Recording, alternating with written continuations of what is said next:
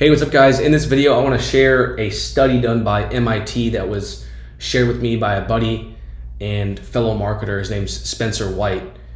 He told me about this study and I previously had no clue that this even existed. But this has been eye-opening to me as well as our clients who run sales teams. So if you run paid ads especially, and you have a sales team that handles inbound leads to close deals for a high ticket offer, then this is extremely important and this should be very, very eye-opening to you. I want to go over basically a few of the key takeaways that is highlighted in here in this study done by MIT, right? MIT is a very credible, very good organization, academy, school, whatever you want to call it. And so this should be, if no one's told you yet, speed to lead is extremely important. And if your speed of lead sucks, then no wonder why your lead responsiveness is bad. And the numbers in this study will showcase it for you and show you basically why it's extremely important for you to have fast speed of lead. Okay, so essentially what this study did was it successfully showcased the importance of why it's so important to get people to text and call leads within 5 minutes of them coming in, right? It shows it with data. All right, and I'll even link this study in the description below this video so that you can reference it and actually go through it yourself. This is obviously not my study. This is obviously credit to MIT. But here are the key takeaways, all right? So number one, Wednesdays and Thursdays are the best days to call your leads in order to get in contact with those leads. That's just the data they found. Obviously, you shouldn't take that and be like, I'm only gonna contact leads on Wednesday and Thursday. That would be stupid, right? You should contact leads as soon as possible when they come through, but this is just a finding that they found, okay? If your intention is to get in contact with them, Wednesday and Thursday are the best days for that. By 49.7% over the worst day. Okay, so that's saying that's how much better Wednesday and Thursdays are over the worst day of the week. Okay, and if you want to qualify the leads on that call, and actually I take that as like have a back and forth conversation on that call. Thursdays and Wednesdays are 24.9% better over the worst day for getting in contact and actually qualifying someone on that call, okay? And their findings were that Thursday is the best day to contact a lead in order to qualify that lead specifically, right?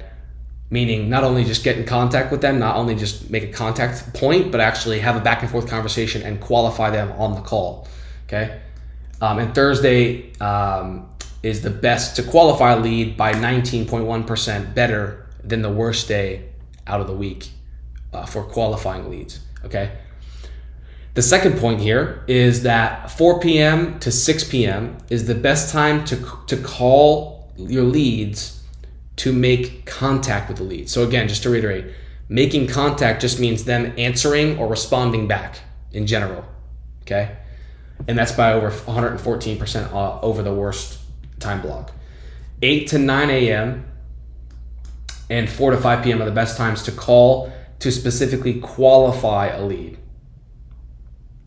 Again, meaning like not only get them to respond, but get on a call and actually have a back and forth conversation to qualify a lead, okay? 4 to 5 p.m. Is the best time to contact a lead to qualify, let me see here. Yeah, just take this as, I'm gonna leave it there, right? 4 to 6 p.m., best time to get in contact with a lead. 4 to 5 p.m., best time to actually get in contact and actually have a meaningful conversation and qualify a lead. Okay, number 3. And the most important thing, by the way, of all of this is the actual speed to lead numbers, which we'll get into, right? Like this is good to know, but like obviously speed to lead is much more important than which day and which time frame to call them, right? So that I take this stuff with a grain of salt. Okay, Number 3, this is where we get into the juicy stuff. The odds of calling to contact a lead decrease by over 10 times in the first hour. What does that mean? That means if a lead comes through at 9 a.m. and you don't call them till 10 a.m., your likelihood of getting in contact with them if you wait a full hour decreases by 10 times. Okay? So for those of you who have your sales teams like, I called they called within 12 hours. It's like, bro, that's not good enough, right? That's just not going to work. The odds of calling to qualify a lead decrease by over 6 times in the first hour. So that means, again, just to reiterate, qualify it means more so like, actually have a back and forth conversation and see if they're qualified. That's what we'll define that as. Okay. The odds of calling to qualify a lead decrease by over 6 times in the first hour. After 20 hours, every additional dial your salespeople make actually hurts. This is actually a very interesting part here. Okay. I'm going to read this again. After 20 hours, so just call it the first day basically, after a full day almost. After 20 hours, every additional dial your salespeople make actually hurts your ability to make contact to qualify a lead. And again, I'm gonna let you guys read this. The rest of it, obviously, this is much longer than just the first page, but that's extremely insightful. What does that tell us? That tells us that basically after the first day, your sales reps are wasting their time by just outbound dialing, right? That means that basically the vast majority of their effort should be calling the fastest lead, the newest lead, and calling them several times within that 20 hours. Okay. Number 4, the odds of contacting a lead if called in 5 minutes. The odds of contacting a lead if called in 5 minutes versus 30 minutes drops 100 times. Okay, so one thing I'm curious to see, and we should all read the rest of this doc. This seems to contradict this number 3 a little bit. And so I'm sure there's more context that we can look into, but I'm just reading the summary here for you. The odds of contacting a lead if called 5 minutes versus 30 minutes drops 100 times. So what that basically means is if you call them within 5 minutes, you're much more likely to get them on a call or to respond back compared to even if you just wait to 30 minutes. That's a huge difference because when someone applies, their interest level is much higher than even 30 minutes after because they started getting busy. They have other things going on. They kind of forgot, right? The odds of qualifying a lead if called in 5 minutes versus 30 minutes drops 21 times. Okay. So, and then it gets into all the details of each one. So for example, backing up this data that they summarized in point 1, they go into graphs like this for each specific point, showcasing the different parts, right? And I'll let you go through that. I mean, this is the biggest one that I care about right here. Response time analysis by hours, right? The odds of calling to contact a lead decrease over 10 times in the first hour. This, you all need to share this with your sales team, and you all need to read through this and really understand why people at the highest level care so much about speed of lead. And by the way, most of them don't even know about this study, but it's just that there's a reason why speed of lead matters, and this is showcasing it for you, right? Again, the odds of calling to qualify a lead decrease over 6 times in the first hour, right? This is very clear. Okay. And I'm not going to go through the whole thing with you, but I highly recommend you go through this study. I'm going to link it below in the description of this YouTube video.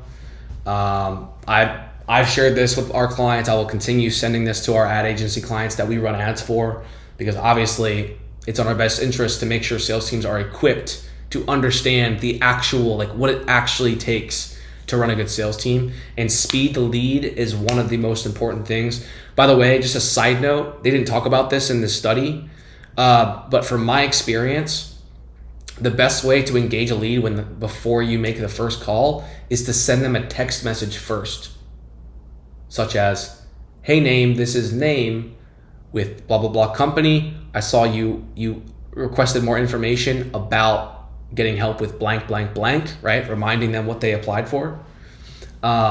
If you send them a text and they happen to see it before you call, that obviously increases the likelihood of them responding, especially if you say, hey, by the way, I'm gonna call you in a minute to ask you a few questions, right? Versus just randomly calling, because most of us don't pick up the phone to a random number, right? But obviously, even if you didn't send the text message, the likelihood of you responding, if you literally filled out an application a minute ago, obviously you're more likely to pick up the phone if it was just a minute ago, right? Because you just got done doing that activity, okay?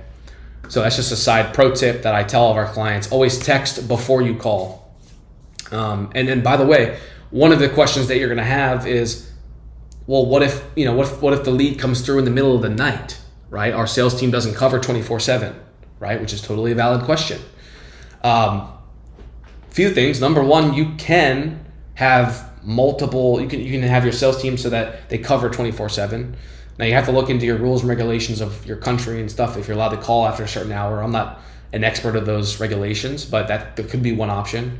The option that I always have clients do, and I recommend to companies is, you're not going to always get to manually text them and then manually call them like in the middle of the night, right? But what you can do is, and what you should do is, when they fill out the whatever lead form you're doing, or if they book a call, and by the way, you should always get in contact with them right away, even if they book a call. Don't wait 3 days until the day of the call that they booked to try to get in contact with them.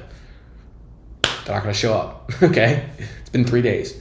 But when they come through, whether they book a call or if they just fill out the application or the lead form, you want to have automated text messages and emails get sent out on behalf of a setter, an appointment setter, or the closer that they booked a call with, to get them to respond back, to bait them into a conversation, into a back and forth conversation.